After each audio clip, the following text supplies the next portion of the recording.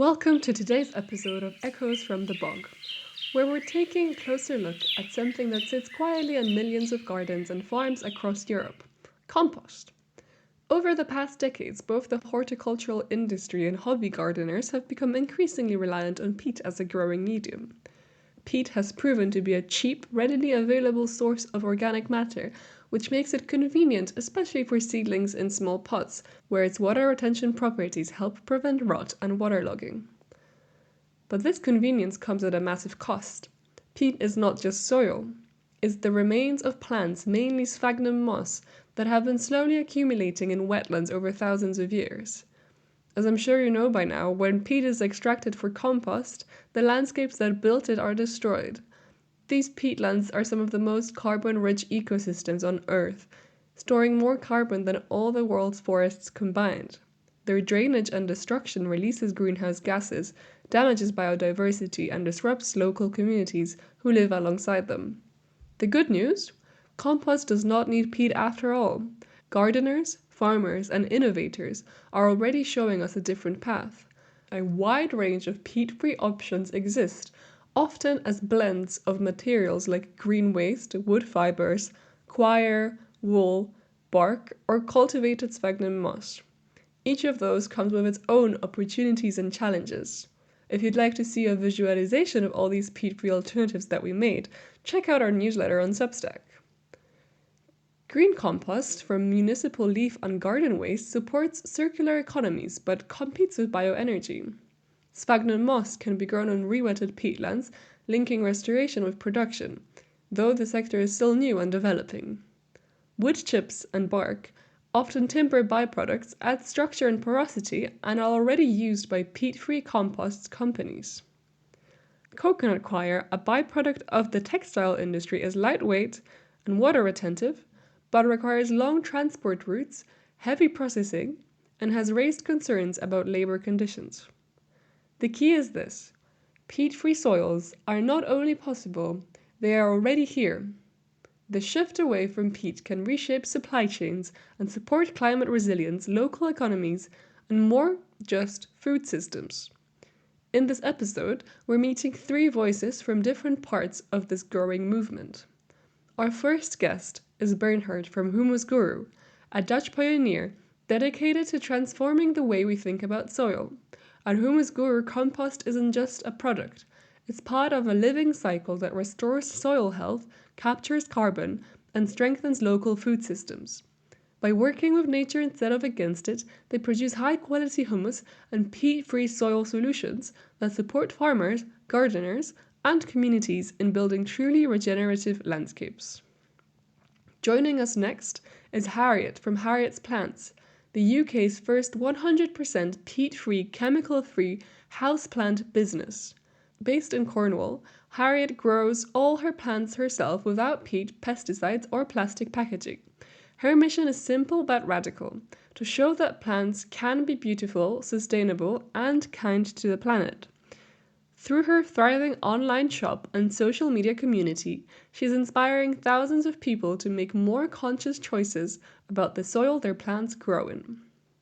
And finally, we'll hear from Edward from Toekomstboeren, a Dutch grassroots organization of small-scale farmers and community-supporting agriculture projects who are rethinking how farming itself relates to ecology, climate, and justice. Through their perspective, we'll look at what peat-free means in farming systems and how the movement connects to wider struggles for fairer, more ecological agriculture in the Netherlands and beyond. Together, these conversations paint a picture of a peat-free movement that is practical, inspiring, and urgently needed. I also quickly want to mention that Harriet's and Bernhard's answers were voiced by our peat friends. Now, without further delay, let's hear what they had to say. The Humus Guru. Why is peat still so dominant in compost today, and what challenges do you face in replacing it? Peat has been the standard material for decades. Why? Because it's cheap, uniform, lightweight, and easy to handle. The entire horticulture industry has been built around it. But this so-called standard is deceptive. Every liter of peat extracted from bogs destroys ecosystems and releases huge amounts of CO2 into the atmosphere. The biggest challenge in replacing peat is that peat-free alternatives are more diverse, more alive. They are not as uniform as peat. This requires more knowledge, more sensitivity, and sometimes a completely different mindset. Producers are often hesitant and the marketplace still prioritizes price over ecology. But the true price of peat is environmental, and it is one we all pay. For me, the principle is clear. Everything that comes from nature can be used again. If we prepare organic residues correctly, they are not waste but raw materials for fertile soil. How do you create peat-free compost, and why does it work? Making peat-free compost is really nothing more than imitating nature. In natural ecosystems, nothing is wasted. Every residue becomes part of the cycle again. That's exactly what we replicate, but in a controlled, optimized way. We start with organic residues, manure, grass clippings, landscape materials, or biogas digestate. These materials must be prepared properly, shredded to the right size with the right moisture content. Then we add mineral amendments such as zeolite, diabase, or basalt meal. They stabilize nutrients, bind carbon, and improve soil structure. But the real magic comes from microorganisms. We need yeasts, lactic acid bacteria, fungi, and other natural microbial groups. They do the actual work, breaking down organic matter, releasing nutrients, and transforming them into stable humus compounds. For them to thrive, they need energy, sugar. If the raw materials don't contain enough, we provide it: molasses, sugar beet pulp, or other natural sugars. This is the food, the fuel that kickstarts the whole process. Once the pile is set up and covered, a fascinating transformation begins. Temperatures rise above 60 degrees Celsius. Pathogens and weed seeds are eliminated. At the same time, microbes perform a symphony of metabolic processes. Nitrogen is transformed, carbon is fixed in humus, and what many people consider waste turns into fertile soil. That is the exciting part. We can use all organic residues. If they are the right size, properly processed, and combined with the right ingredients, the result is not waste. It is fertile, living humus. What is humus really, and what would it take to make peat-free the standard? When you ask what is humus, you get different answers depending on who you ask. A chemist will tell you humus is a substance with a ratio of about 9 to 11 parts carbon to 1 part nitrogen, and that is scientifically accurate. A physicist will say humus is bonding power, the attraction forces between carbon and nitrogen that create stable molecular structures. A biologist will describe humus as a tissue, a web of life, a habitat for billions of microorganisms, fungi, and bacteria. And all of them are right. Humus is chemistry, physics, and biology combined. It stores water, nutrients, and carbon. It is the foundation of soil fertility. You could also say humus is nature's memory. So, what does it take for peat-free compost to become the norm? 3 things. Political regulations that finally end peat extraction. Awareness that peat-free is not a compromise, but a better solution, both ecologically and economically. Investment in research and quality assurance so that producers and consumers alike trust in the reliability of peat-free products. If we bring these elements together, we can transform the system. And the goal is simple. Everything that comes from nature can return to nature. And in the best case, it becomes fertile soil that gives life. Harriet from Harriet's Plants. What inspired you to make the switch to growing without peat, and how has the journey been? As a professional nursery and as an individual, I've never grown with a peat-based compost, so I've never really had to make the switch. I've worked with imported stock prior to understanding the industry and can say that there must have been peat in those plug plants. It wasn't until I understood the whole process of growing, from seed to an actual plant, that I truly understood the harmful effects of using plug plants that have been grown in peat. Even the tiniest amount of soil that's used in the process of plug plants all adds up, and no matter where we are in our growing journey, absolutely every little helps in the fight against protecting our peat bogs. I found that peat-free growing is a wonderful experience. I work mostly with propagating and seed sowing, and I can say that I haven't had a problem with germination to this date. There's always the odd thing that won't germinate, but usually that has a lot to do with the environment, such as temperature, rather than the compost itself. I'm a small-scale nursery and always want to keep it that way. This way I have personal control over the growing process and get to manage how my seeds grow right from the start. I also think it's extremely important to understand the growth stages of plants and learn how to care for them in all stages of their lives. It makes us better plant parents. My true inspiration was the pure joy of growing with nature at the core. My true inspiration was the pure joy of growing with nature at the core. There was no alternative when I realised that we didn't need to harm the environment to simply grow more plants. We could simply be in touch with and grow with the environment instead. How do you explain to your customers and followers why peat-free matters and what's their reaction? I talk about being peat-free as the biggest reason behind Harriet's plants. I've had many people express how important being peat-free is and how wonderful it is to see this change happening. But I've also had lots of people who don't understand what being peat-free means. As a society, we can be so disconnected to the things we buy sometimes. We don't realise the wider impact that it has. It's through regular emails and social media posts talking about being peat-free and its importance that I get to share this message to a larger audience. I will endeavour to always spread this message and work with people that are also doing this grassroots research, like yourselves, to encourage people to make the switch happen and educate them on what's important for now and our future, for our wildlife and the environment. What role do you think growers like you can play in shifting public awareness and demand? I think as a grower and a business, it really is my responsibility to grow better. This means that within every aspect of the growing practice, I get to shine a light on the importance of topics that could be overlooked or not spoken about. It's not just about being peat-free, but it's also about using new plastic pots, not using chemicals, not importing plant stock from overseas. It's my responsibility to share with my customers a plant that's wholly sustainable and challenges unethical practices by either talking about the problems and making people think, or simply by doing and having a product that they can trust. Harriet's Plants is constantly challenging every aspect of growing plants to ensure that we're up to scratch and not greenwashing our customers into thinking we're something that we're not. We'll always find alternatives to anything we feel is questionable or simply won't use it. I think we could always be talking more and updating people more about peat-free. Keep this at the forefront of people's minds when purchasing plants. I supply a few plant shops and florists of which wouldn't have known about the importance of peat-free without it being brought to their attention. Edward from Toekomstboeren. What does peat-free mean in the context of your farming practice and why is it important for Toekomstboeren? So I think in order to build a wider peat-free transition, it's very important to build up like broader coalitions. It's true that the farmers and peasants, we are at the end of the chain.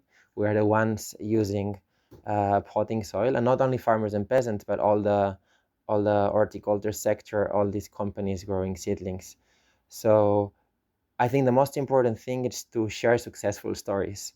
And once a farmer, an horticulture small company can share the successful stories of not using peat in the potting soil, we need the help of institutions, of academia, of researchers, of policymakers to amplify these successful stories and reach those ones who can actually work on policy and change the potting soil industry. So again, I think it's really important to create broader coalitions to reach a broader network. And we will do this by sharing the successful stories of the small-scale, medium-scale farmers. How do small-scale farmers like you balance the ecological principles with the economic realities of farming? So, in my opinion, for the agroecology movement, for the food sovereignty movement, and for collective like Toekomstboeren or La Via Campesina, peat-free is basically a statement. Peat-free is a necessary step towards food sovereignty. Basically, because we want to show to the agriculture sector, to the food system, that having a potting soil free of peat is completely possible. So basically inspired in some movements or collective or small businesses that has been already successfully showing how you can have potting soil free of peat by using locally sourced materials like different types of leaf or wood chips or sawdust mixed with any other ingredient which is necessary for a potting soil, like compost or sometimes manure, that it's completely possible. I think for years and years, the peat industry has been trying to brainwash us, saying that it's completely necessary having peat for a good quality seedlings production, and that's not true. So again, for us, it's a political statement, and it's a one more step towards food sovereignty. What role can farmers and food movements in the Netherlands play in building a wider peat-free transition? So, to answer the question on how small scale farmers can balance the agroecological principles with the reality of farming nowadays, it's a really important question and very difficult and tricky to answer. So basically, the reality of industrial farming is that it's highly subsidized, while small scale, medium scale farmers receive very little or non support.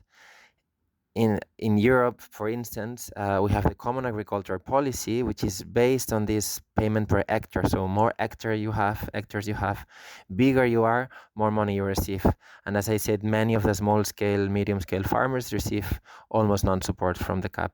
So that's one of the biggest challenges for the food sovereignty movement, is how can we grow locally sourced good quality food, which is accessible for everyone. And I really believe this has to be based on the principles of social solidarity economy. So that basically means creating food systems, creating farms, creating food collective, where everyone can access to this food. So I'm talking about community-supported agriculture. I'm talking about food co-ops. I'm talking about market gardeners, and I'm talking about different ways, which is showing and it existing in many places in the world, and in that case in Europe, many cases where you have big communities in which people from different class background can access to this good quality food. But as important is to show these kind of examples a little bit out of the system. It's very important to fight in this direction, but also to fight for public policies and do advocacy on agroecological politics. So basically this means we need to keep fighting for having fair prices for farmers. We need way better policies on access to land to stop land concentration and land grabbing. We need to keep campaigning for generational renewal, and otherwise in few years the agriculture sector it's almost disappearing. So yeah, to summarize, I think it's very important to base this social solidarity economy and show that it's already existing many cases practicing agroecological practices which are perfectly working, and doing a lot of advocacy work and working on public policies towards more agroecological policies. And that brings us to the end of today's journey through the peat-free movement at the local scale. From the regenerative humus cycles of Humus Guru to Harriet's quietly radical houseplants grown in living peat-free soils, to the political and ecological commitments of Toekomstboeren, each of today's guests reminds us that going peat-free isn't just a technical choice. It's a shift in values, in imagination, and in the way we relate to land. Peat-free practices are already happening. They're being tested, refined, shared, and celebrated by growers, farmers, and small organizations who are showing in very tangible ways that healthier soil systems can start right at home in greenhouses, gardens, market plots, and community-supported farms. Their stories also make clear that this transition is not just about swapping one substrate for another. It's about reshaping supply chains, supporting local knowledge, and building communities that care for ecosystems rather than extract from them. If today's conversations inspired you or raised new questions, stay tuned. In the future, we want to zoom out to the larger scale peat-free movement. We'd like to focus on what the policymakers, large-scale producers, and municipalities are doing to transform the industry from the top down. A huge thank you to Bernhard, Harriet, and Edward for sharing their experiences, and thank you for listening. If you have your own story to tell, maybe you live near a peatland, work with wet landscapes, or simply feel drawn to these ecosystems, we'd love to hear from you. You can reach out to us on Instagram at @repeat.earth or send us an email at info@re-peat.earth. We're always looking for new voices, perspectives, and stories to share, and who knows, maybe you'll be featured on a future episode of Echoes from the Bog. Until next time, thanks for tuning in, and we'll see you down in the bog.